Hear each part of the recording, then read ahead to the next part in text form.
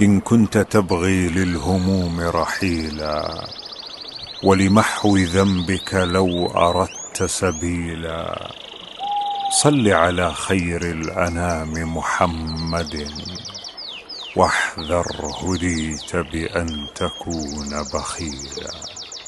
صلت ملائكة السماء على النبي، والرب صلى واصطفاه خليلا.